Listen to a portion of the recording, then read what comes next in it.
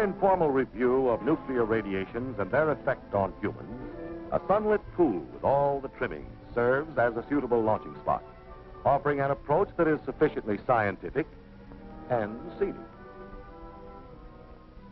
A sunbather exposes herself to an assortment of radiations. Some, such as the solar rays, are heaven sent. Others are nuclear, the same as those which come from an atomic burst, and they're bombarding her from all sides. From the sky in the form of cosmic rays, from radon, a material in the atmosphere, from radioactive uranium found in the water which she just left, and in the earth on which she now lies. They aren't powerful enough to bother our bather. They're less of a hazard than the rays of the sun, which, if carelessly taken, can become too much of a good thing. With all radiations, nuclear and otherwise, it depends on the duration and intensity of the exposure. Nuclear radiations have their novel way of causing injury, but it's neither mysterious nor inescapable. Radioactivity, as represented by the ball, causes electrons to be ejected from their atom. It's an offensive move based on ionization. Ionization disrupts the structure of atoms of which all living matter is composed. An atom is part of a molecule, and molecules are parts of the cell. The cell is the structural and functional unit of all living matter, a tiny machine with a basic job to do. Cells operating with thousands of other cells of various shapes and performing special chores make up tissues and organs. Organs are departments in a complex factory, the human body, which is engaged in the manufacture of an important product, life. An atom then seems unimportant and infinitesimal, a tiny cog on a small wheel in a miniature machine which, if multiplied millions of times, forms the going concern that is you. But if enough of the cogs are broken through ionizing radiation, the gears grind, the machines falter and stop, the factory shuts down. Each of the 4 kinds of missiles discharged by radioactive substances has its own ballistic behavior. To observe them attacking the body, they must be symbolized far out of proportion, magnified millions of times. Gamma rays are the most penetrating, but the least ionizing. Not so penetrating, but more ionizing, are neutrons, which are not rays, but particles. Neutrons and gamma rays are external dangers, able to shoot into the human body easily. Alpha particles cannot penetrate the skin.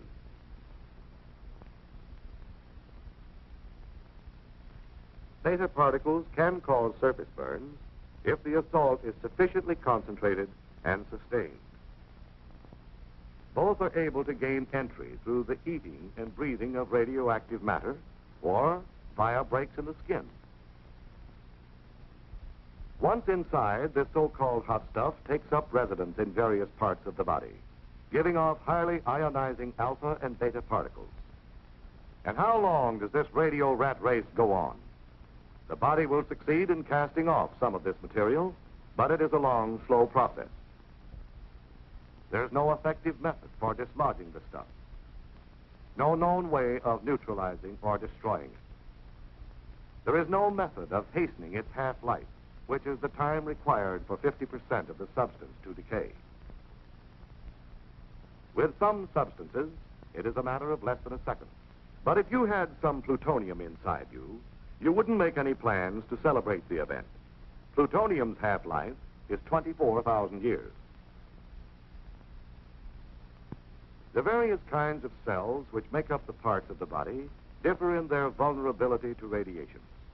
Most sensitive are lymph cells, such as those found in the tonsils. Next is bone marrow, which manufactures red and white blood cells. Then the sex cells, followed by tendons and cartilage, as in the nose. Muscles and nerves, the toughest of all.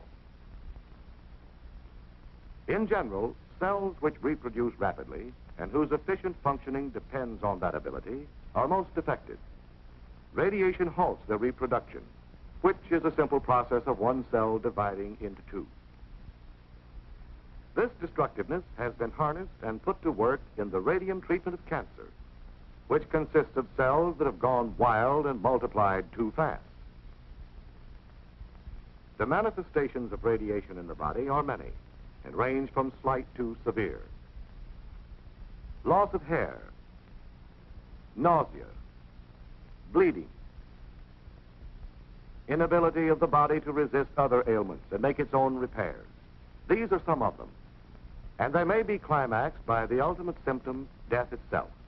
However, complete recovery is more probable. The illness runs a course from causes to effects. Much of the mystery surrounding it is maintained by the general public, which is determined to regard radioactivity as potent and irresistible as the evil spirits of the Indians.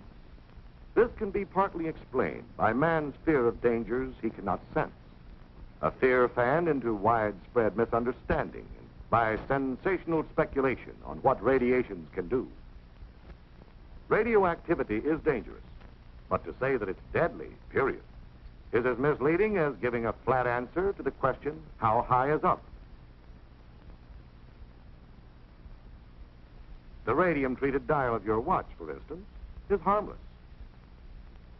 Nuclear emanations became a threat when man isolated such hot stuff as radium and worked intimately with it, broadening its scientific, medical, and industrial use.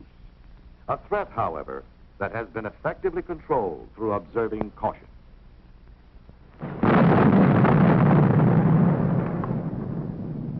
Not even the atomic bomb burst, man's boldest venture in releasing atomic power, is the DDT of humanity from which there is no escape. For it has its known limits, calling for preventive measures as clear-cut as those doctors lay down in telling people how to ward off infectious diseases.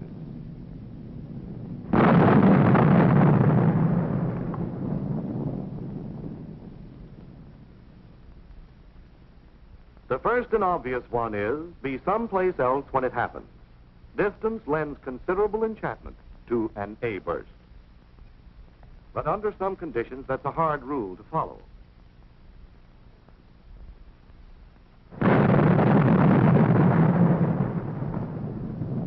Atomic warfare, for instance, might allow little choice in the matter. So if you can't stay away from it, you must stay with it, as safely as possible and properly protected. Proper protection is based on what we know about the penetration of gamma rays and neutrons. The ability of a shielding material to stop them is expressed in half thickness, the thickness necessary to reduce the radiation's intensity 1/2. In dealing with gamma rays, the half thickness of a very dense material like steel is 1 inch. That of concrete, less dense, is 3 inches, while 12 inches of wood, which is quite porous, is required. Against neutrons, the density of a material is not so important as its ability to slow down and capture the particles. Concrete, earth, and water furnish good shielding. The best shelters, then, against the gamma and neutron bombardment released by an atomic explosion are strong, reinforced structures.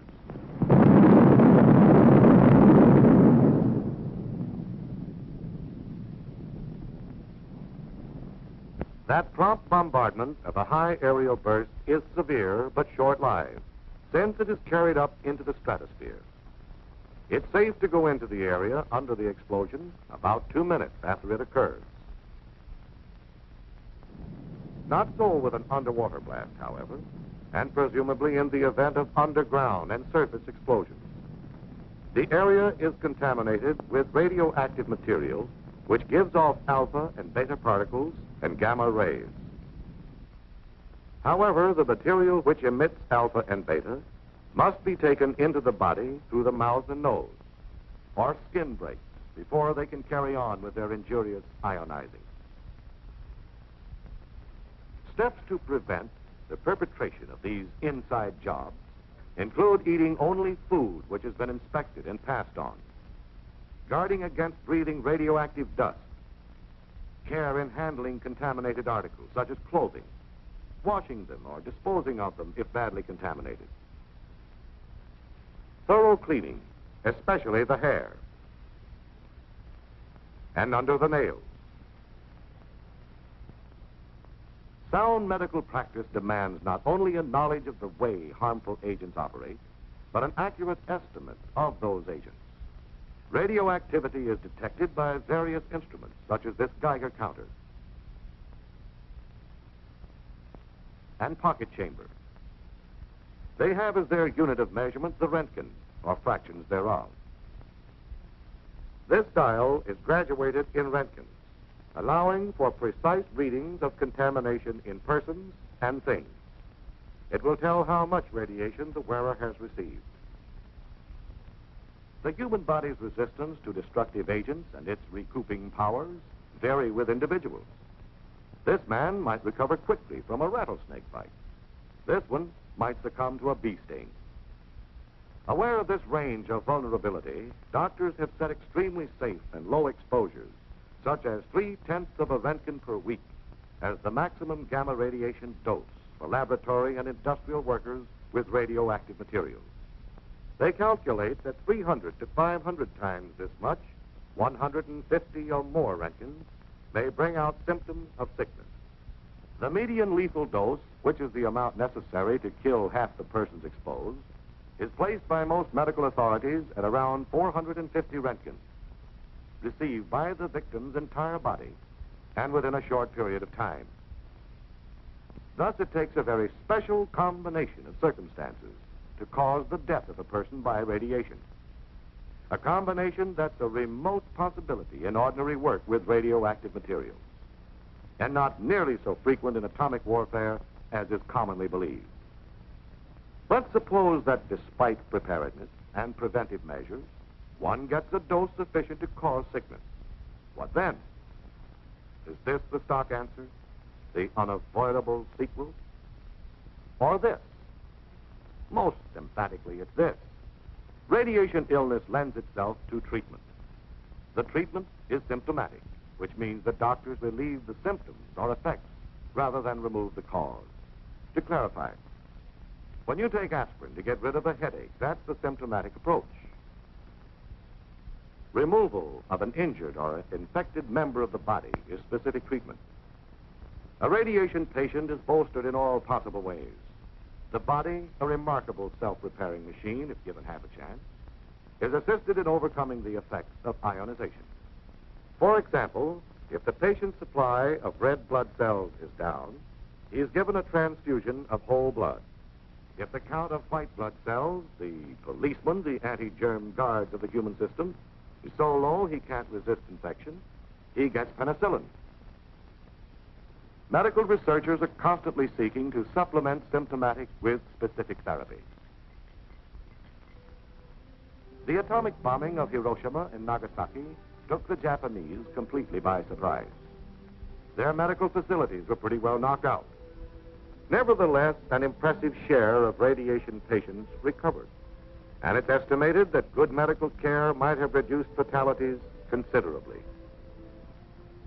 The Japanese didn't have that kind of care, yet the deaths attributed to the bomb's radioactivity made up a small part of the total, about 15%. It is reasonably assumed, though, that many who were killed by the bomb's other destructive forces sustained radiation doses that would ultimately have proved fatal. In short, they were burned and beaten into oblivion before they had a chance to die from radiation, which puts the finger squarely upon one of the major fallacies in the public attitude toward atomic weapons. It's the fallacy of devoting 85% of one's worrying capacity to an agent that constitutes only about 15% of an atomic bomb's destroying potential. And that's unsound. Doesn't fit. If you must worry, concentrate on the blast effect of an A-bomb. It's prompt and devastating. It causes a gigantic rearrangement of things, a complete change of scenery, and means sudden death to those who chance to be in the way when it's happening. Don't forget the fires that follow. Consider the flash heat, which changes the complexion of all that it strikes. Bear in mind always that blast and heat are an A-bomb's most powerful weapons, that their lethal range is greater and their effects much quicker than the radiation. Blast and heat are hazards that warrant concern but not panic, because they aren't new or novel. They're the same forces of World War II's conventional bombing, which some of you may have experienced. And you did all right. You're here.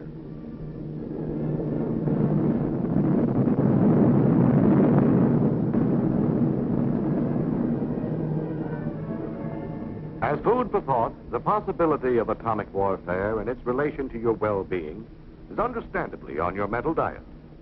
But in your thinking, adopt the realistic viewpoint of a man engaged in a gun battle. His chief fear is not that he might come down with a case of lead poisoning, but that he's apt to get an extra hole in his head. Some of the falsehoods circulated about radiation effects are trivial, but upsetting. They're beamed right at one's self-esteem. And will eventually result in a race of bald-headed people. Just imagine it. Imagine yourself with no hair. They'll call you old skinhead, old chrome dome. And that's not all radioactivity will do. It will... Enough exposure to radiation will cause loss of hair. The treatment, if you'd insist, would be symptomatic, a toupee. But the condition would only be temporary. Your hair would come back, same color, same cowlick.